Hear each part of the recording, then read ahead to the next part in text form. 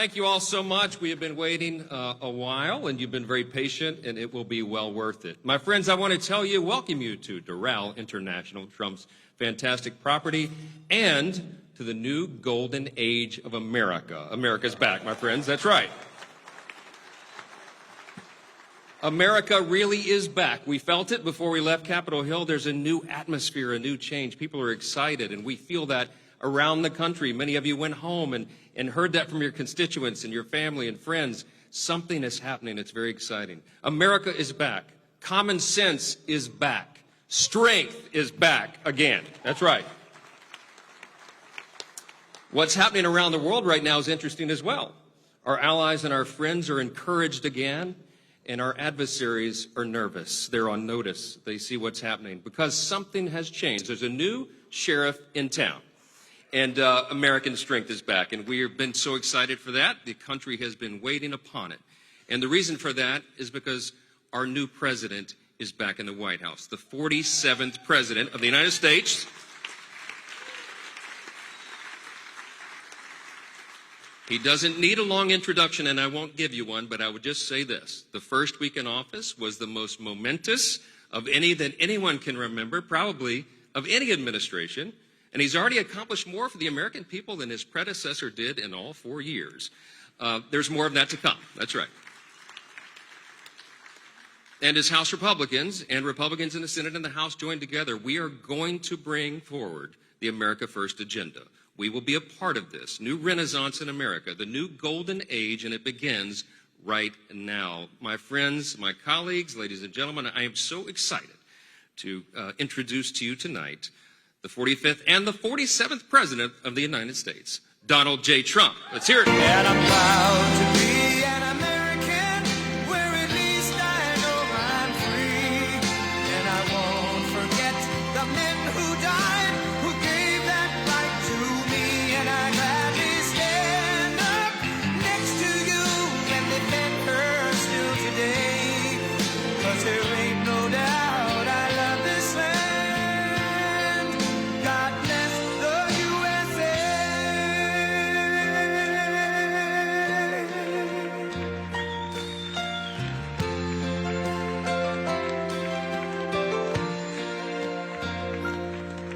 From the lakes of Minnesota to the hills of Tennessee, across the plains of Texas, from sea to shining sea, from Detroit down to Houston and New York to LA, where there's pride in every American heart, and it's time we stand and say,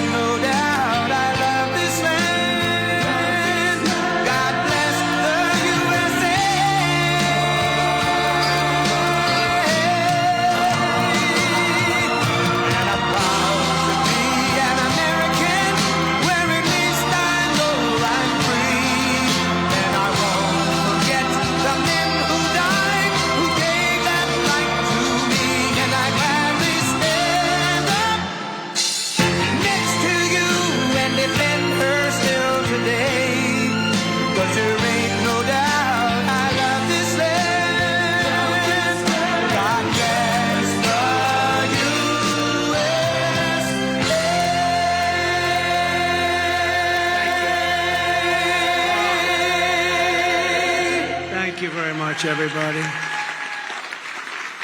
I want to thank you all and congratulate. This is a very big congratulations to our re-elected House Republican majority on your largest popular vote. Did you know that? Since 1928? That's a long time, Mike, right? That's a long time. But I especially want to thank our outstanding leadership team. Speaker Mike Johnson, we all know so well. He's doing great. Majority Leader Steve Scalise, who's gone through so much And he looks better today than he did 10 years ago. I don't know what's going on. Thank you very much, Steve. You look great. Majority Whip Tom Emmer. Tom, thank you. Great job. And House Conference Chair Lisa McLean. Lisa, thank you very much. Great job.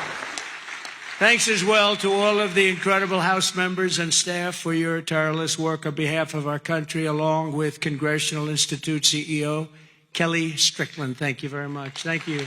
Kelly, thank you very much.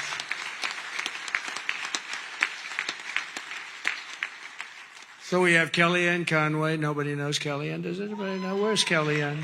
She's around. What? She's so good. She's a good person, too. She's a good person, too.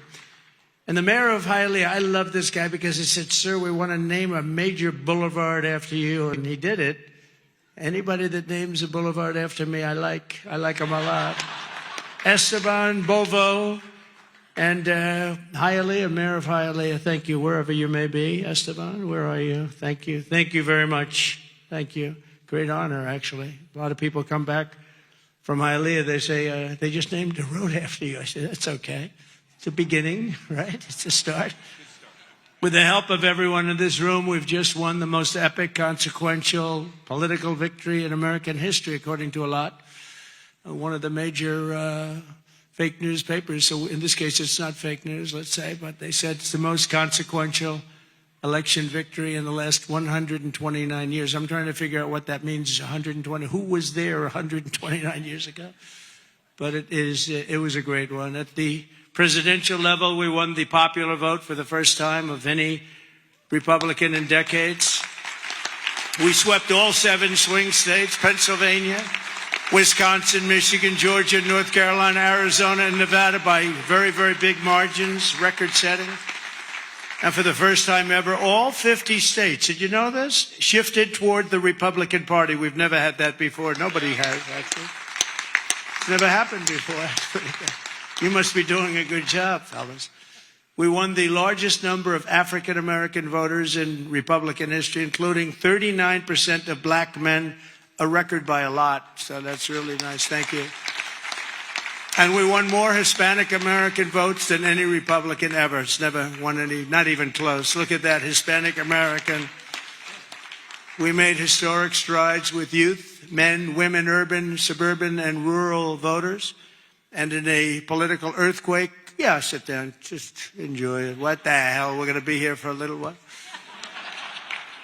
But in a political earthquake, we won a wave of support from labor unions, including massive numbers of auto workers, which gave us Michigan as an example. Think of that. We won Michigan easily, and we did tremendous with the auto workers. And an overwhelming majority of the rank-and-file membership of the Teamsters. The Teamsters were great. They showed up in droves, and we won them by a lot. Together, we're forging a new political majority that's shattering and replacing Franklin Roosevelt's New Deal coalition, which dominated American politics for over 100 years. That's what we're doing. And what Mike said before, common sense. It is a little bit of common sense. Maybe it's a lot of common sense. Under our leadership, the Republican Party has become the proud voice of hardworking American citizens of every race, religion, color, and creed. We've become the party of the American dream and wealth creation for everyone, not just the rich. If we do our job over the next 21 months, not only will House Republicans be reelected and expand our majority in 2026, we will cement a national governing coalition that will preserve American freedom for generations to come. There has never been anything like what's happened in politics in the last few years. Never been anything like it. Everybody, people of religion, everybody seems to be with us. I don't know how anybody could even vote for the other side. In many cases, they don't, but they do get credit for it. You'll have to think about that. I've raised a lot of money for the next race that I assume I can't use for myself, but I'm not 100% sure because I don't know. I think I'm not allowed to run again. I'm not sure. Am I allowed to run again, Mike? I better not get you involved in that argument. No, we raised a lot of money, a tremendous amount, and our teletown halls are something that's very special that nobody else is able to even contemplate using. We've gotten a lot of people elected with those teletown halls. We get on, we have 25, 30,000 people on just in a congressional area, and they win easy. It works for Elvis, the Beatles, and it doesn't work for anyone else, but it works for Trump. And we would have tremendous crowds on those calls, and I think I'll bet we got 35, 40 people elected because of the town halls. But I did say to them, and I said, this is the person that sort of has the rights to it, and he happens to be a great Republican. I said, this is the greatest invention. This thing is going to make a fortune. He said, no, it's not that good, actually, because it only works for you. He said, actually, sir, it only works for you because somebody else they're not picking up. So I'm honored to have that privilege, and I used it carefully. But we've done a lot of the teletown halls for people, and I don't think we've ever lost one, right? It's hard to lose one, even if you only get 5,000 or 6,000 people on a congressional race. But we've done them for states, we've done them for governors, and we've done them for senators. And we did a couple countrywide. I did a couple for myself countrywide. They're absolutely amazing. And we got the message out through that and lots of other means. We even got it out through TikTok. Has anyone ever heard of TikTok? I have a little bias toward TikTok right now, I have to tell you. So we won youth by the largest margin. No Republican, we generally don't win youth. We won by 36 points. Can you imagine that? And I think TikTok had something to do. So pardon me if I'm I became a little bit jaded toward TikTok, but we'll see what happens. We're going to have a lot of people bidding on it. And if we can save all that voice and all the jobs, and China won't be involved. You don't want China involved, but we'll see what happens. We'll see what happens. But over the past 7 days, my administration has been moving with urgency and historic speed to reverse every single disaster of the Biden administration. By the way, the guy was a disaster, okay? We want to be nice. And he's probably not listening right now because it's a little late. But, I don't want him to listen. I don't want to say it. I feel badly. I was, making the inauguration speech, and I'm saying all the bad things. And he's sitting like right here. I'm saying they were a horrible administration. They didn't know what they were doing. They were grossly incompetent. I got a guy sitting right next to me. It's not that easy to do, even though he didn't understand what I was saying. He really did. And deliver on the mandate that we've been given by the American people. In a single week, I've taken over 350 executive actions. We've signed 300, and who ever heard of that one? And as I said in my inaugural address, the American decline is over. It's over. The golden age of America has officially begun, and I think that's a good thing for us to talk about, the golden age and the American dream. I think it's a good thing because people haven't been talking that way for a long period of time. On day one, I directed every member of my cabinet to marshal all powers at their disposal to defeat inflation and bring down the cost of daily life, and we're going to do that. You're going to see it starting to happen when we get going with the energy. The energy is going to, brought everything up, and it's going to bring everything down. I imposed a federal hiring freeze, a federal regulation freeze, a foreign aid freeze. A foreign aid freeze, isn't that nice? We get tired of giving massive amounts of money to countries that hate us, don't we? And I created the new Department of Government Efficiency, and I think it's going to be very meaningful. I terminated the ridiculous and incredibly wasteful Green New Scam, one of the great scams in history. Actually, isn't it 12 years up? They gave us 12 years to live, right? I think that we passed it, right? We're still around. Can you believe it? The person that really came up with it is a person that never even took a course on the environment, was a poor student, not a good student, didn't understand a lot, and she came up with this idea, and everybody all of a sudden started going. And then mainstream, important Democrat leaders were starting, they got sucked into it. And we've spent trillions of dollars on just like throwing it out the window. You could throw it out the window, you would have been better off. I withdrew from the one-sided Paris Climate Accord, and I canceled. It was so one-sided, we had obligations, but Russia didn't, China didn't, other countries didn't. We paid everything. We're going to lose $1 trillion over a short period of time on that. And we had to do everything. They didn't have to do anything. It was ridiculous. And I canceled the insane and very costly electric vehicle mandate. So you can buy a car of your choice. If you like gasoline, go have it. And if you like hybrids are doing well. You can have it, or you can buy an electric car. We like everything, but you have to have a right to buy everything. I withdrew from the World Health Organization, where we paid $500 million a year and China paid just $39 million a year, despite a much larger population. How about that? So we're paying $500 million a year. China's paying $39 million a year. They have 1.4 billion people. We have, nobody knows what we have. So many people came across the border. Nobody has any idea. I used to say like 325, but we really don't know. But we're going to know soon. We're going to know. And I tell you, our people are doing Tom Holman and his staff are doing an incredible job getting the bad ones out. I declared a national energy emergency to unlock the liquid gold that's right under our feet, because we will drill, baby, drill. We're going to drill, baby, drill. It's going to bring down prices, and your energy costs are going to go way down, and that'll happen, I think, relatively quickly. I'm going to give fast environmental approval for anybody building a plant for electric generation, and anybody that invests more than $1 billion will get super rapid approval. Not that they have to wait for 9 years, 14 years, like I approved LNG plants in Louisiana. They were waiting for so many years. It wasn't Louisiana's fault. It was some people, they just wouldn't get them done. You've got a snail here, a tiny tree here, and I got it done in a matter of a few days. I actually got it done. It took them 14 years. I got it done in about 3 days. The people, as we called them, I'll never forget, I called them and I said, congratulations, you got your permit. What? They were so shell-shocked. They didn't know what the hell was happening. They're going to spend, and they spent about $16 billion on each plant, and they've been roaring since then. But we got them done in a matter of a few days. Over the past week, we've begun the largest deregulation campaign in history, far exceeding even the record-setting efforts in my first name. That was record-setting deregulation, and that was just as big as tax cuts as far as business and jobs were concerned, I'll tell you.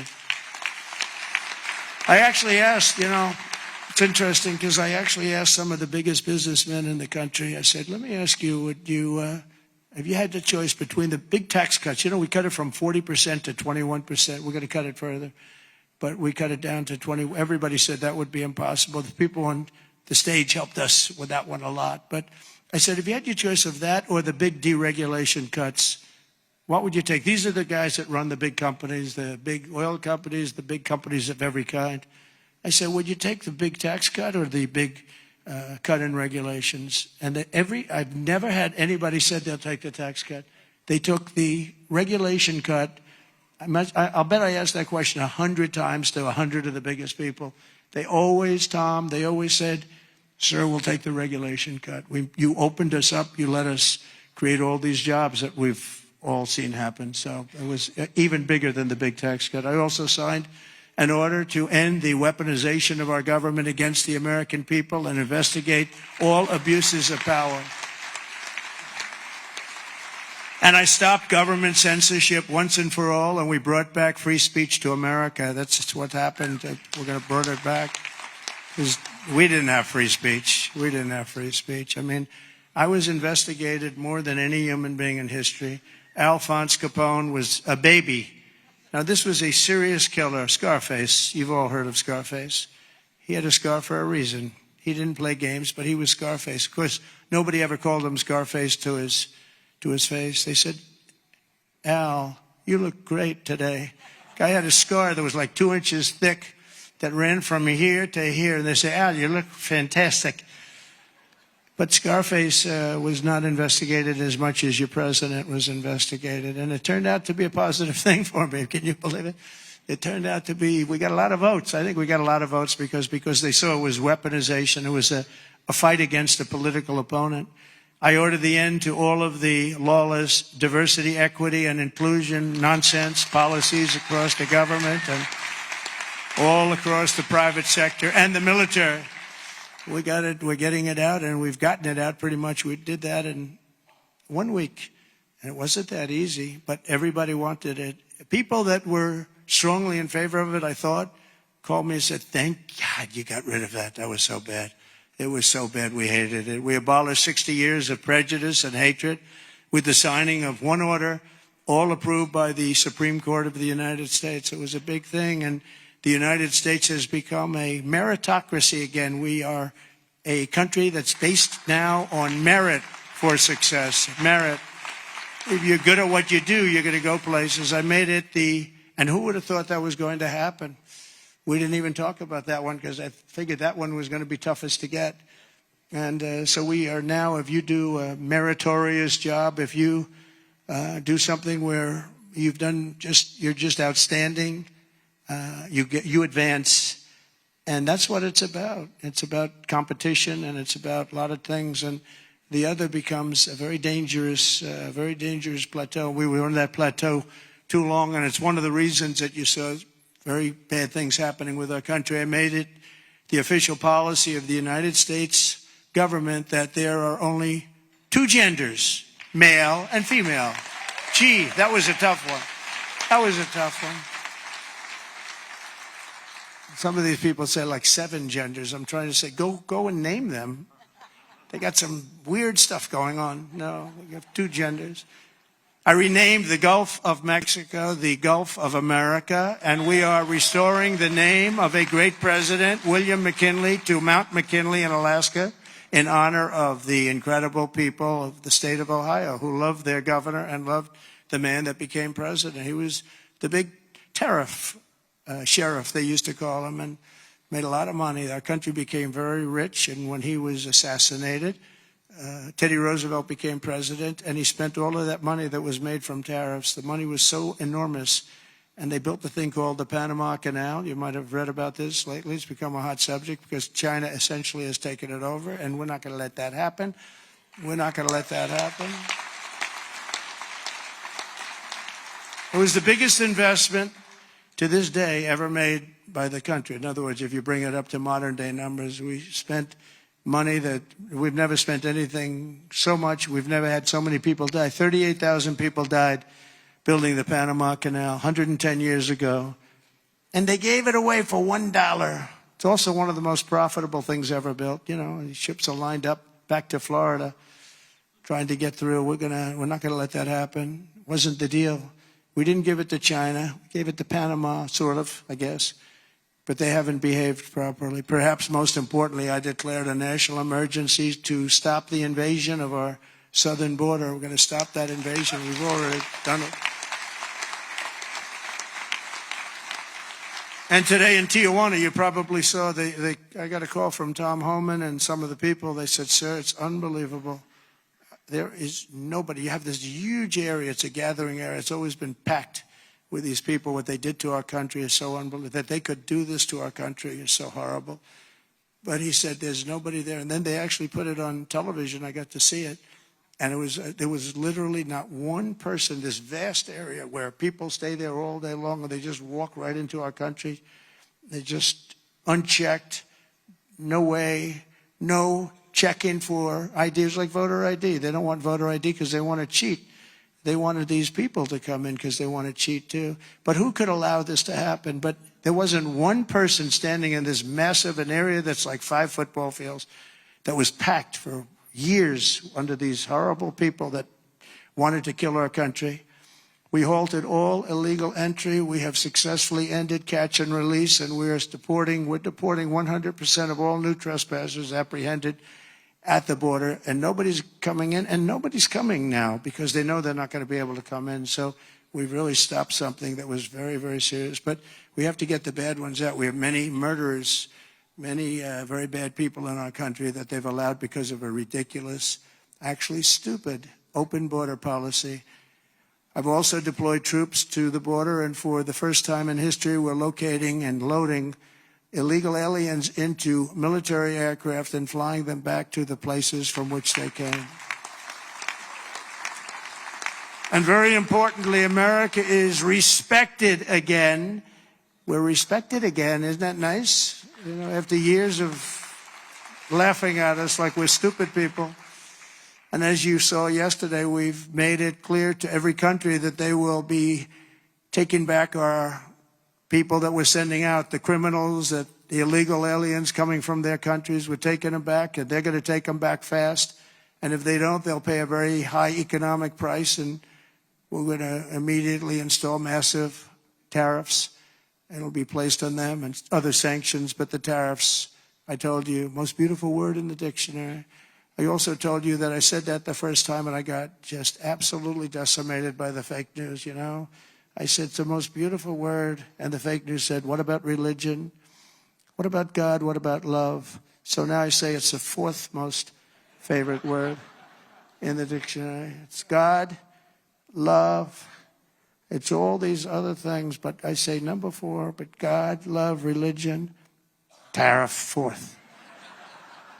Another couple of weeks, it'll be like 10. Hopefully it's going to stay in the top 10, but the fake news went after me, Tom, because I didn't say the first 3. And now now that I say it, immediately say it. I'm sure they're going to find some others.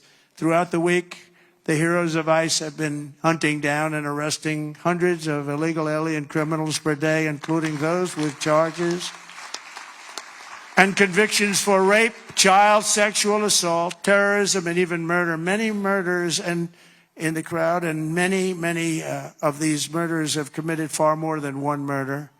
This is not going to work out, and we're going to get them the hell out of here. And members of the savage Venezuelan prison gang known as Tren de Aragua and MS-13, including 50 violent individuals who were rounded up in Aurora, Colorado, which the Venezuelan gang took over. The governor, who's a radical left governor, was petrified. He didn't know what to do. He said, no, it's not that bad. They've only taken over a couple of apartment houses. See, they went into the real estate business. They did it unconventionally. They did it with guns. We have to go out and borrow or use cash to buy. They just did it with guns. They took over. He said, no, it's not that bad. They only took over a couple of buildings. We're tracking down the illegal alien criminals. We're detaining them, and we are throwing them the hell out of our country. We have no apologies, and we're moving forward very fast. They're very dangerous people. They're very dangerous people. They're violent people. I used to say these are more violent than our criminals. In fact, the best part about them is they make our criminals look quite nice, actually, by comparison. They are very violent people. We also have many violent criminals in our country, however, that did not necessarily come here illegally, but have been arrested 30 times, 35 times, 41, 42 times in a couple of cases, 25 times, 18 times, many for murder and other heinous charges such as pushing people into subways. As the train's coming along at 45 miles an hour, boom, you get pushed into the subway. They had it last week. Hitting them in the head with baseball bats while they're not looking, punching old ladies in the face, knocking them unconscious and stealing their purse. They even break into apartments and rape elderly women and beat up elderly men, beat them to hell. And I don't want these violent repeat offenders in our country any more than I want illegal aliens from other countries who misbehave. And I say, and this is subject to getting it approved, but if they've been arrested many, many times, they're repeat offenders by many numbers, I want them out of our country. I also will be seeking permission to do so. We're going to get approval, hopefully, to get them the hell out of our country along with others. Let them be brought to a foreign land and maintained by others for a very small fee, as opposed to be maintained in our jails for massive amounts of money, including the private prison companies that charge us a fortune. Now, let them be brought out of our country and let them live there for a while. Let's see how they like it. You'll see crime all over the country dry up. Essentially, that's what Venezuela and other countries are doing. They're getting rid of their criminals and putting them into the United States of America. And their crime is down by almost 80%. We're going to restore law and order in America, and we want to bring back the death penalty for these horrible people that kill people. They kill people. It's always a tough thing to say because I don't like it. Nobody likes it. But if you don't do it, we're just looking for trouble. I spent a lot of time with President Xi, and I'll never forget in my first meeting, I said, do you have a drug problem? No, we have no drug problem. Why is that? A quick trial. What is quick trial? Quick trial is we try the person that sells the drugs immediately, and at the end of the day, we execute that person if that person is guilty. We have no drug problem whatsoever, and that's the most severe case. But wherever you have no drug problem, you have the death penalty. So, and drugs causes a lot of the crime. A lot of the crime in our country is caused by drugs. It's a terrible situation. Comes through the southern border, Most of it is fentanyl coming in from China. And, you know, it's very interesting. China, when I was with President Xi, I had a deal worked out with him that they were going to give their maximum punishment, which is the death penalty, to anybody making fentanyl and sending it into the United States. Then we had a very unusual result in an election. We had a rigged election. We had a very unusual result, and that went nowhere. It was all set to be, he would have absolutely done it. He was ready. We shook hands on it, and then Biden, of course, didn't follow it up. He didn't follow anything up. But if that would have happened, you would have had a lot less fentanyl deaths, I can tell you. You would have had very little fentanyl coming into the southern border. Last week, I also signed an order that will designate the cartels as foreign terrorist organizations. That's a very big designation.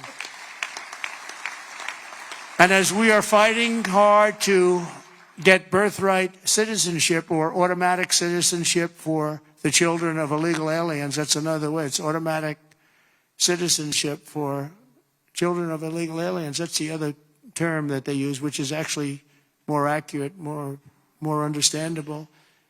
And it's ridiculous. We're the only country that has it, and certainly the only country that has it to that extent. And it wasn't meant, if you look, it was really meant for children of slaves. This is when it happened. The children of slaves. It was not meant for everyone to come into our country by airplane or charging across the borders from all over the world and think they're going to become citizens. It's not meant for that. It wasn't meant for that.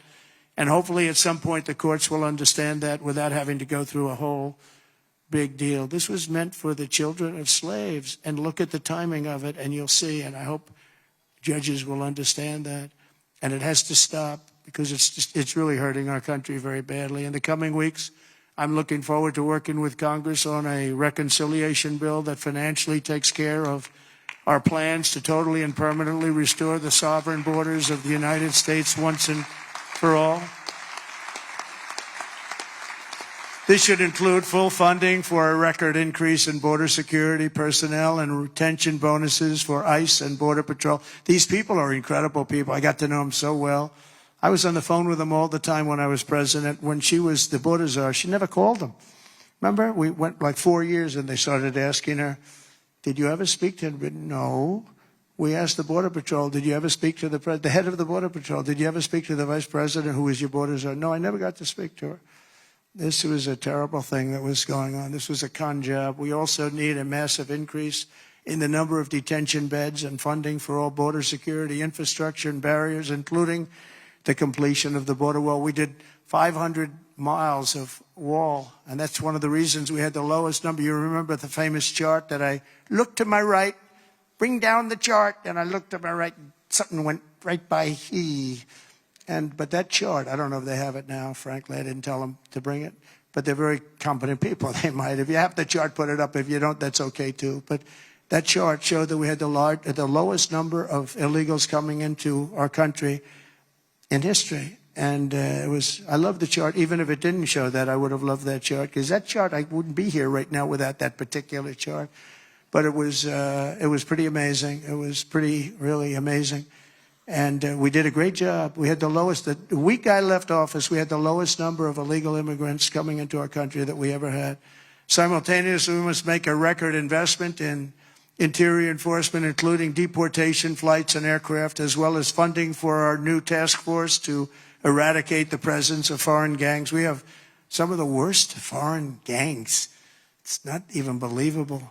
And criminal networks that have brought devastating crime to American soil. We're getting them all out. We're getting them all out. I won on that, you know. It's like some people explain it very well.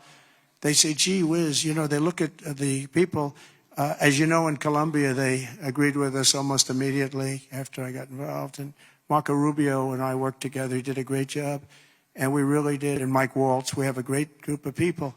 But we were being scolded because we had them in shackles in an airplane.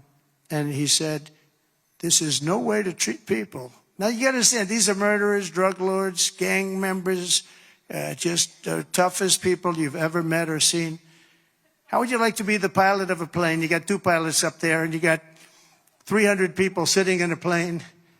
Every one of them, either a murderer, a drug lord, a kingpin of some kind, the head of the mob, or a gang member, and you're flying that plane. It's not going to end well. You ever see the movie Con Air? That's what, yeah. Except here's the difference. The people in Con Air were actors. They weren't nearly as tough as these guys. I would say that plane would be gone before it ever left. Those pilots would be gone before it ever left. So they don't want us to shackle them. I don't want to be in that plane.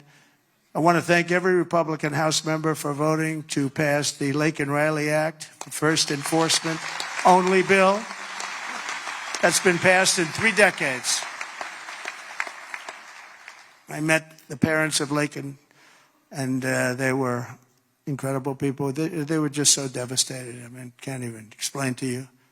You can't say somebody's life is over, but essentially their life is so different, and it can never be the same. She was beautiful. She was great person. But to have a bill of such importance named after her is a great tribute. But what these parents, and you know, you have so many of them, where they've lost a loved one to crime, but to this new form of crime, criminal, illegal aliens, it's massive. The numbers are massive, and you add that to the crime we already had. This shows the potential for additional enforcement bills that will help us crack down on criminal aliens and totally restore the rule of law in our country. I'm also eager to get to work with Congress on the largest package of tax cuts and reforms in American history. We've got to get that done. And we don't want to get hung up on the budget process. We just want, whether it's 1 bill, 2 bills, I don't care. Let these guys, they're going to work it out. They're going to work it out one way or the other. But the bottom line, the end result is going to be the same. We want to have all of those benefits. And we want to keep people's taxes low and actually make them lower.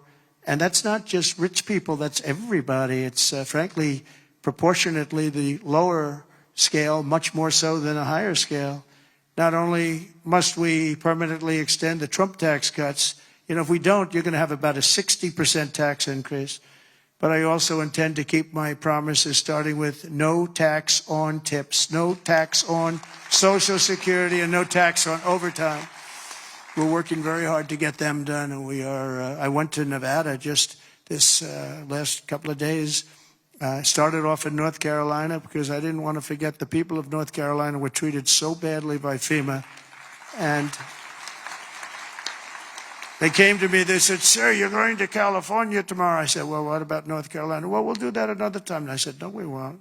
I'm stopping in North Carolina first." And we stopped there. We met great people. Franklin Graham has done a fantastic job. He's done a great job, but others also. And I met people that were devastated. The Democrat Party with FEMA, their FEMA did absolutely nothing.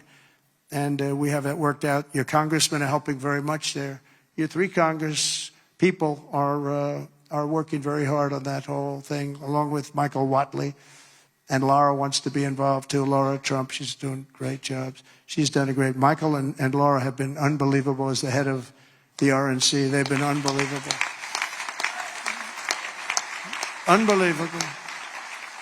You know why I picked Michael? I said, who ran North Carolina? Tell me. Because in the 2016 election, we did so well. And then in 2020, we did great in North Carolina. But others, we watched, wah, ping, wah, ping. What the hell's going on? But with North Carolina, when he had 600 lawyers, 601 lawyers working for him, and they didn't play games in North Carolina, I said, that's the guy I want to run it.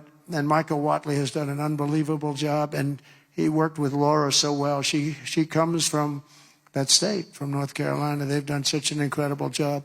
So thank you very much. I want to just thank you in front of leadership. Incredible. And I really don't want to give him another job, to be honest. That's the most important job. He said, "Sir, I'll go anywhere."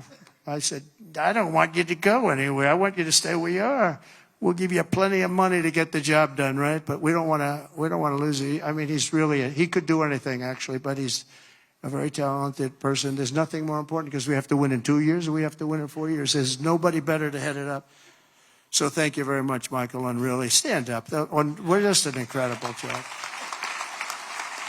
Really amazing. I wanted to save that for leadership, because I say it all the time. People don't know what the hell I'm talking about, but leadership knows what I'm talking about, and it's really incredible. The 2 of you as a team are unbelievable. Our administration will also be working to implement the Make It in America plan that I outlined very successfully in my campaign. You know, I think my campaign, I really focused on the border more than anything else. A lot of people said the biggest thing was inflation and the economy, and then maybe the border was third. I always felt the border was first, because I felt that people could really understand that you can't have people pouring in from the prisons all over the world and from mental institutions all over the world and dumped into our country. So I talked about that much more so than I did inflation. I mean, inflation was terrible. It was the worst. I think it was the worst in the history of our country. But you can only talk about it so long. You know, the price of apples doubled, the price of bacon is quadrupled, the price, everything is a disaster. And you say it, and then what do you do? With this, I could give examples of what they're doing to destroy our country, and I felt it was the strongest thing. You know, it's funny, in 2016, I won on the border. In 2020, we did so well, I couldn't talk about the border. My people would say, sir, don't bring up the border. Nobody wants to hear it. I said, no, I did a great job.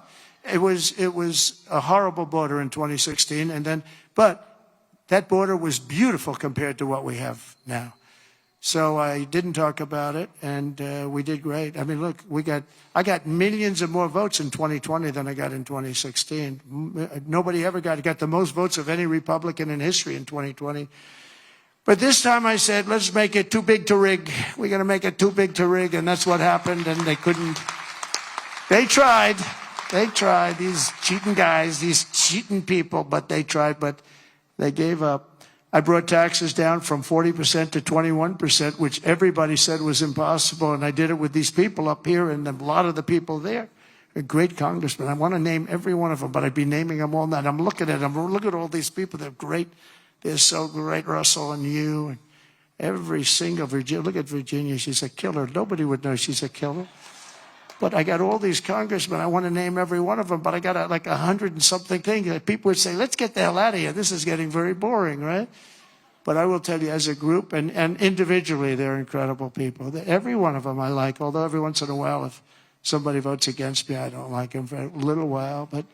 But we like every one of them. And this guy has the ability to get along with everybody, which he has to when you have a majority of really 5. You know, they say 1, but it will be. But right now it's 1. I want to make him sound a little bit. But he has an ability to get along with people, and he's very smart, very tough. But everyone likes him because he's a high-quality person, very religious person, and he's a high-quality person. You know, we have other guys here, and I know that everybody likes them, but they're like one of them in particular. I love this guy so much. I won't name him because I don't want to embarrass him, but I don't know if he'd be happy or not happy, but he's very, very strong, very, very popular, but he has 36 people that won't vote for him. It's 36. That's not a lot. That's a small percentage. Tom is incredible, but Tom has a couple of people that probably have been beaten badly and beaten up. You beat up some people badly, and it's a little tougher. But he's done an unbelievable job. I've become friendly with him. I didn't really know him. And over the last year or so, I've become friendly. He's incredible. He's an incredible leader. You really are. But you have a couple of people that maybe more than one. Let me put it that way. They all love him. Your wife loves you. That I can tell you. He's got a great. Where are you? Where are you? Stand up, please. Just stand up. Come on. What a great wife and family. It's true. Thank you. She is a great. Look at her. She's very popular, isn't she? Huh? She's great. More than you. You're very popular. And now I'm bringing them down. I'm bringing the taxes down from 21 to 15%, but only if they make their product in America. So if they make their product in America, we're bringing it down. So if you think about it, we took it down from 40 to 15%. But again, you keep 21, but you go down to 15 if you make your product here. We are going to have so many business moving back into our country. And remember, again, the word tariff. We're going to protect our people and our businesses, and we're going to protect our country with tariffs. And you got a little indication of that yesterday with what happened with a very strong country. Colombia is traditionally a very, very strong-willed country. If they don't make their product in America, then very simply they should have to pay a tariff, which will bring in trillions of dollars into our treasury from countries that never paid us 10 cents. We're not going to let that happen. We're not going to let them destroy our country. In the words of President McKinley, who is the tariff king, The protective system invokes the highest law of nature, that a self-preservation, and that is self-preservation. There is every reason, founded in justice, why the American producer should in every way be favored against a foreign producer whose products compete with his. This is our natural market. We have made it. We have made it an enormous cost, capital, and exertion. And think of this. And we did that through exertion and brain and muscle and guts and stamina. We preserved it against foreign wars and domestic conflicts at great sacrifice of men and women. The foreign producer has contributed nothing to the growth or development of this country. So if you want to share with the citizens of the United States our home market, then you must pay for the privilege of doing it. In other words, you have to pay for the privilege of coming into our country, taking our jobs, taking our product, destroying our countries. We mentioned North Carolina, the furniture business, what they've done to these great artisans. I used to go down to North Carolina all the time to buy furniture for hotels that I was building.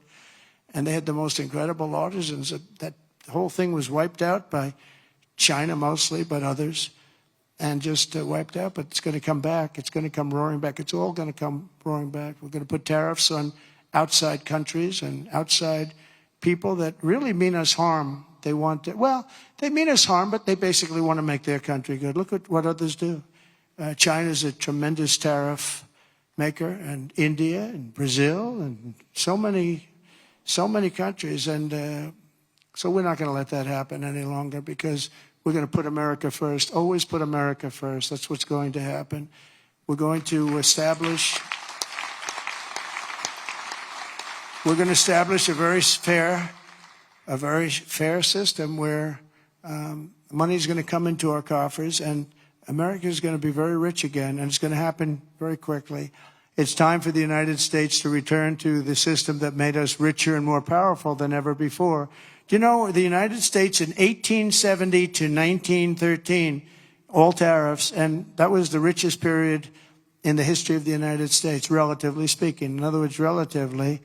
And they set up the Great Tariff Commission of 1887, and this commission had one function: what to do with all the money that we took in. It was so enormous that they had no idea. It was a blue ribbon committee. It was set up 1887, and what to do with all of the money that we had. And again, Teddy Roosevelt was a beneficiary, because when McKinley was killed, he took over this vast sum of money, and he did all of those national parks and all of the other things. And I'm not knocking him, but he was given a vast amount of money, and that was all made through tariffs. We had no income tax. The income tax came in 1913.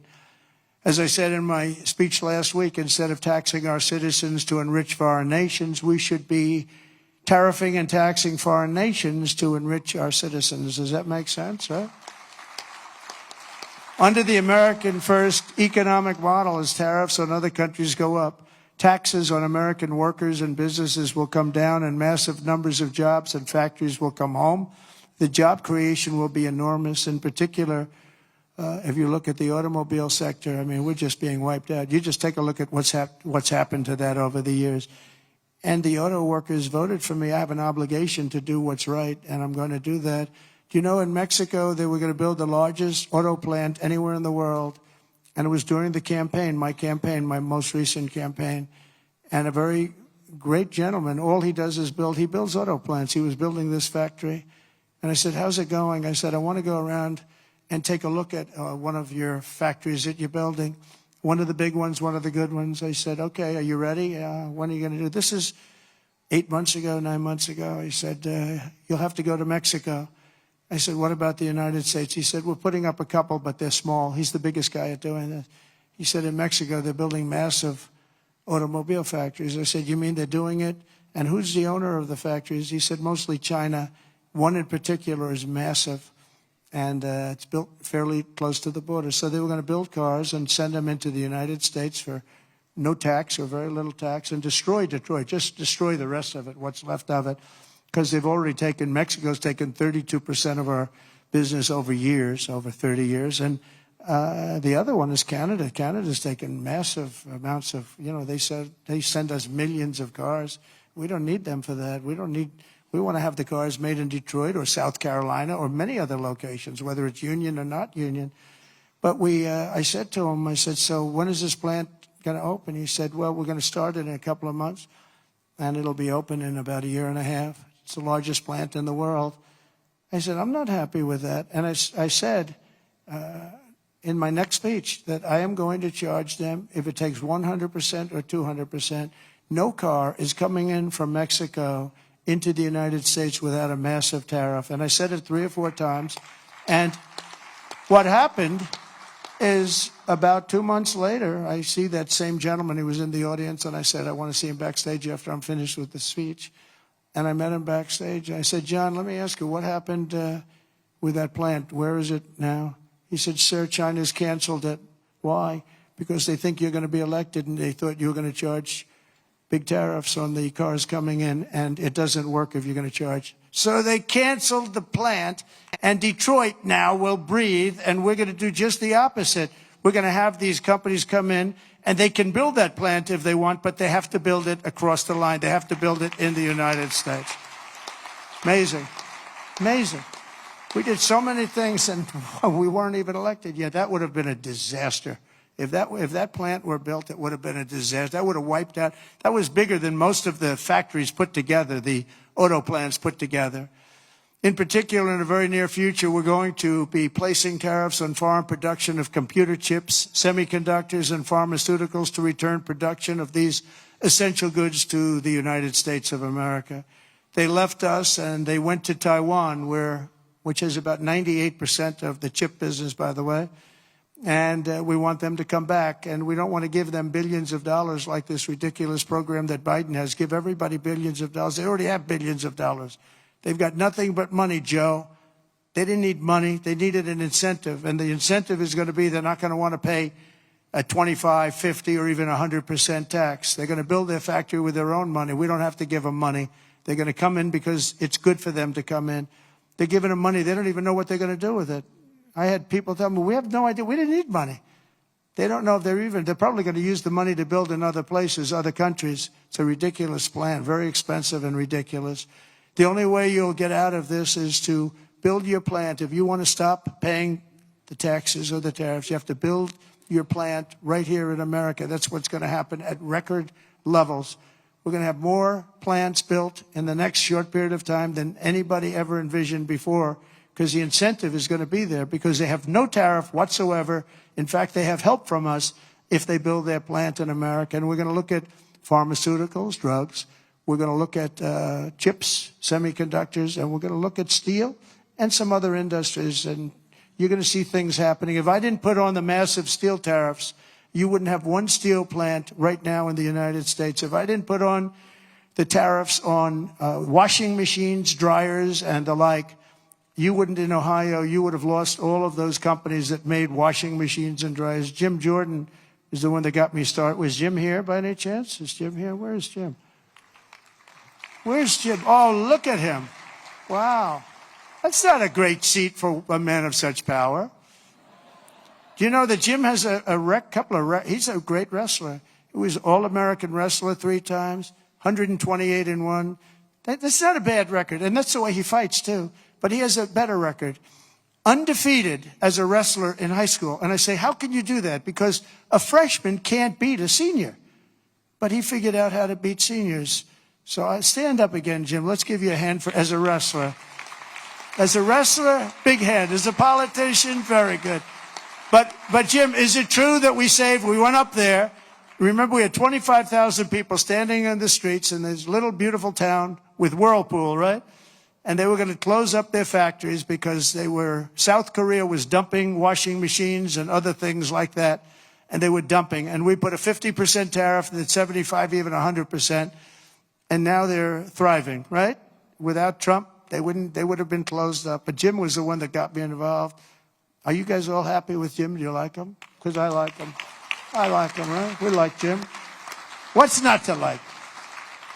He gets on television. He's like a wrestler. He's got this boom, boom, boom, boom. Very impressive, Jim. Anyway, it's good to see you. I like that guy a lot. I like a lot of the people in the audience a lot. I like the people in this room. We have the same basic philosophy. We have the same thoughts.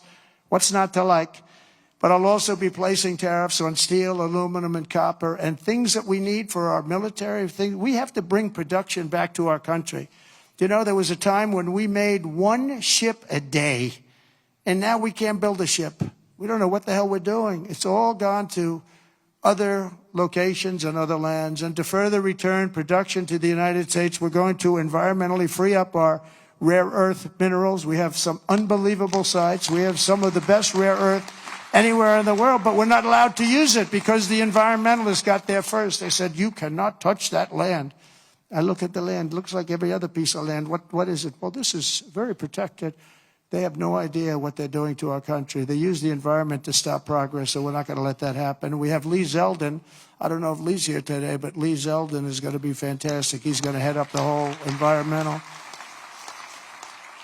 And I said, Lee, if we have we put in for a power plant, and if we don't get the approval, like that you can start within 12 days, one day would be even better, but 12 days, 14 days, see what you can do. And Lee's great. Lee knows what's good and he knows what's bad, and he'll be very fair. But we have to get it moving because some of these jobs, like the ones in Louisiana, they were 14, 15 years, they couldn't get their approvals. We can't let that happen. When people come here with massive amounts of money, they want to start, they want to go. And we know what's good and we know what's bad too. And Lee Zeldin's going to do a great job environmentally. As we fix our tax system, we could also cut colossal amounts of government waste, fraud, and abuse, of which there's a lot. But tonight, I restate my pledge from the campaign. I will not sign any bill that cuts even a single penny from Medicare or Social Security for our great seniors. We don't have to do that. We don't have to do that. We'll not touch those benefits in any way, shape, or form. I want to use that because during the campaign, they had these fake ads that Trump is going to cut Social Security. No, they're the ones that are going to cut it because the country's going to go bankrupt under them. And that's why it's going to cut, because they're not going to have a choice. Not that they're saying we're going to cut it, but our country was heading for absolute bankruptcy. Using reconciliation, I also look forward to working with you to make our energy policies permanent and making our historic deregulation efforts a fixture of U.S. law so that no future president, like they did with Anwar, I got Anwar approved. Nobody could do it, including Ronald Reagan in Alaska. It's the largest site, potentially the largest site in the world, larger than Saudi Arabia. And I got it done. Ronald Reagan couldn't get it. Nobody could get it done. They tried, but they couldn't get it done. I got it done. And the first thing they did was end Anwar in Alaska. The biggest, most powerful site, maybe anywhere in the world, that we got it done. And we're going to get it done again very quickly. Now, I think I do it with an executive order because they didn't go through Congress. I got it approved through Congress. So I think we get it done fast. But it's going to be, that can supply all of Asia with its location. All of Asia can be supplied by Anwar. So there's so many things, but we don't want to have any future president ever sabotage our economy with out-of-control regulations as the last two Democrat presidents have done. They went crazy. Last week, I signed an order revoking Joe Biden's destructive artificial intelligence regulations so that AI companies can once again focus on being the best, not just being the most woke. And today and over the last couple of days, I've been reading about China and some of the companies in China, one in particular, coming up with a faster method of AI and much less expensive method. And that's good because you don't have to spend this much money. I view that as a positive, as an asset. So I really think if it's fact and if it's true, and nobody really knows if it is, but I view that as a positive because you'll be doing that too. So you won't be spending as much and you'll get the same result, hopefully. The release of DeepSeek AI from a Chinese company should be a wake-up call for our industries that we need to be laser focused on competing to win because we have the greatest scientists in the world. Even Chinese leadership told me that. They said, you have the most brilliant scientists in the world in Seattle and various places. But Silicon Valley, they said, there's nobody like those people. This is very unusual when you hear a DeepSeek, when you hear somebody come up with something. We always have the ideas. We're always first. So I would say that's a positive. That could be very much a positive development. So instead of spending billions and billions, you'll spend less and you'll come up with, hopefully, the same solution. Under the Trump administration, we're going to unleash our tech companies and we're going to dominate the future like never before. And finally, we need to work together on a defense bill that once again fully rebuilds our military for our great warriors. We have to have a strong, strong defense.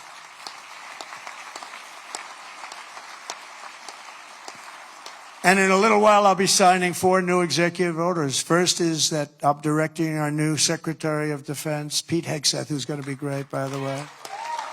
Thank you for the support. Thank you very much for the support. You really did support him greatly. I think he's going to be fantastic. I know him very well. I think he's going to be fantastic. He's what we need to immediately begin the construction of a state-of-the-art Iron Dome missile defense shield, which will be able to protect Americans. You know, we protect other countries, but we don't protect ourselves. And when Ronald Reagan wanted to do it many years ago, luckily we didn't. We didn't have the technology then. It was a concept, but we didn't. And now we have phenomenal technology. You see that with Israel. We're out of 319 rockets. They knocked down just about every one of them. So I think the United States is entitled to that. And everything will be made right here in the USA, 100%.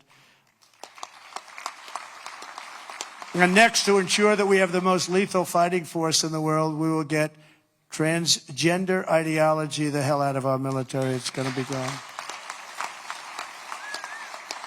In addition, we will stop our service members from being indoctrinated with radical left ideologies such as critical race theory. We're going to stop it. It's already been stopped. It's already been halted, totally halted.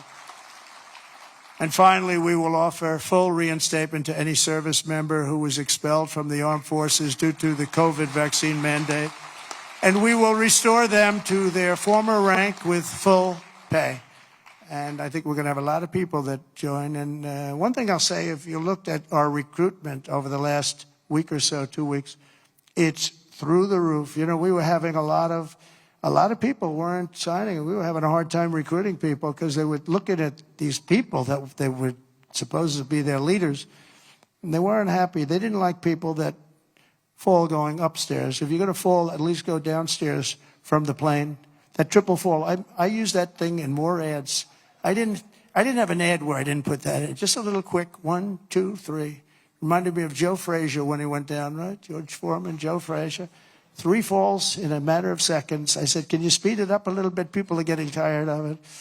But no, we have now the best recruitment we've seen in a long time. There's a tremendous number of people wanting to sign up. January 20th, 2025 was a turning point in American history.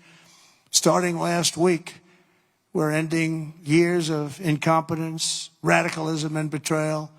And we're ushering in the most exhilarating era of reform and renewal in the 250-year history of our country. And just in conclusion, I just want to say that this has been a very exciting and will be a very exciting new chapter. There's nothing we cannot achieve as long as the Republican Party remains united. I hope you can remain united.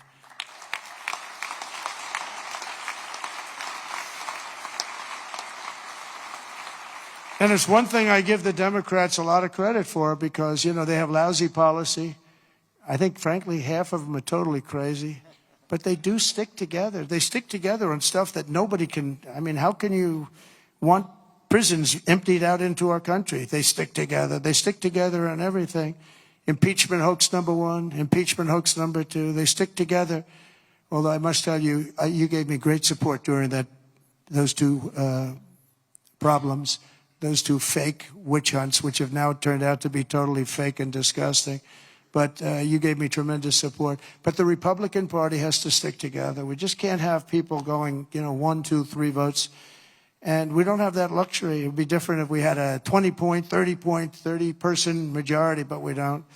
We have to help leadership. And, you can be assured that you have certain philosophies, that if you're going to have most of the people, almost all of them, voting for something, you're going to be okay. It's not going to be bad. You have to stick together. It's the one thing that I would say we don't get very high marks. Everything is so hard.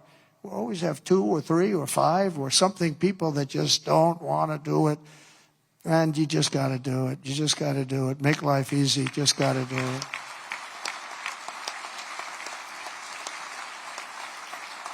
So right now we have a very special period because we have the House, we have the Senate, and we have the White House. And we're a team, and we're a really good team. And I appreciate so many times, and like even with Mike, I called 3 or 4 people, and they said, okay, sir, I'll do it. I'm going to vote. I'm going to vote positively, and they're very happy they did now.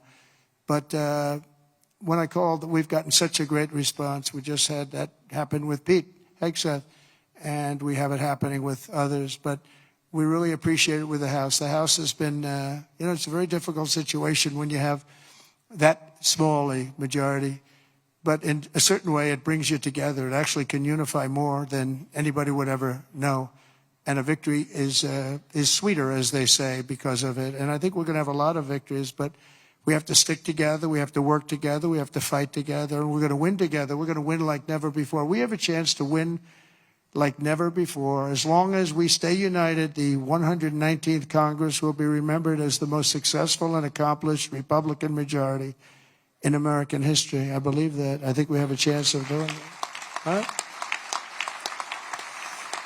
And in January 2027, we will have a larger Republican House, a larger Republican Senate, and our country will be richer, safer, stronger, prouder, greater, freer, and ever before. I really think that we're going to have some big victories coming up, and I'm going to be helping every single one of you. I'm raising a lot of money, and I want to use it for the House, and I want to use it for the Senate. I've raised a lot of money.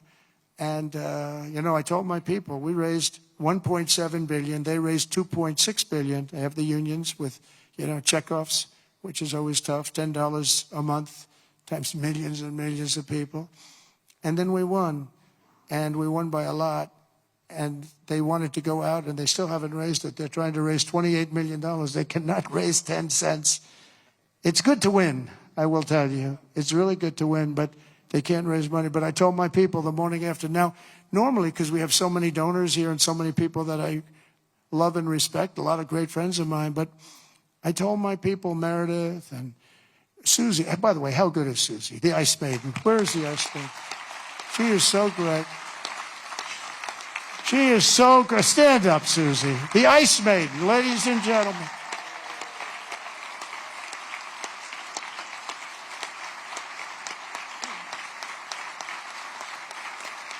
Wow, look at that. Most powerful woman in the world, they say. Most powerful woman in the world. She's made of ice. She's great. No, when I came to Florida, Florida was a Democrat state. Had a Democrat governor. They had one Democrat senator. It was largely a Democrat state. And through various reasons, I ended up with Susie running the campaign, and she was unbelievable. We won it in a landslide. And then the second time, we won it in an even bigger landslide. And when it came time to choosing somebody to run the campaign, the whole campaign, I said, what about Susie from Florida? She never lost. I won every primary. I won every. I didn't lose anything. And it was a Democrat state. And it was a landslide both times. And all of the Republican stuff was almost like it didn't even exist. It was amazing. I said, what about Susie? Well, sir, a woman has never been in this position before. I said, really? Oh, by the way, we have Kellyanne Conway. She didn't do too badly either, right? She did a great job, 2016. And when it came time to chief of staff, do you know that there has never been a woman chief of staff? But there is now.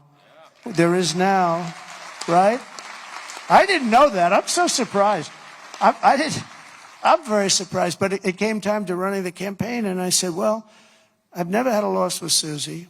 She comes from great stock, Pat Summerall is her father. Pat Summerall was a football player, great football player, but a really great announcer, the voice of the NFL for 27 years or something. He was great, and a leader. He worked with John Madden, and he was able to get John Madden to do things that nobody else could do.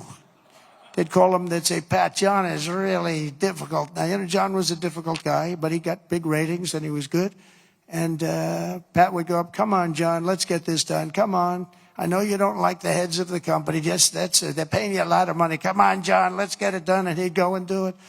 And this went on for, 27 years, right? But he was a leader, her father. And, this is somebody that has the gene. I'll tell you, she's great. And she's done a fantastic job. So she was so good with the campaign. I said, let's let her do the campaign. And it was flawless. And again, I said before, we had her win a lot of votes because it's crooked as hell. And I hope you can go to voter ID and same-day voting and paper ballots and all of those things, because ultimately we'll never lose a race if you do that. I'm telling you, you'll never lose a race. And I hope you can get that. And that's said to the governors mostly, but this, you people have a lot of power over it. But Susie ran the race, and we did phenomenally, and then we just made her the chief of staff, and she's doing great. They say it was the greatest opening week in presidential history, and I think, it couldn't be a hell of a lot better. Even CNN is saying, this guy is amazing. I couldn't believe it. I said, did CNN really say that? Because nobody watches, so nobody was able to confirm it. But it was pretty amazing. Oh, the camera just went off. It's always tough. Usually you get them by surprise. But I just want to thank everybody. We're going to make this tremendously successful.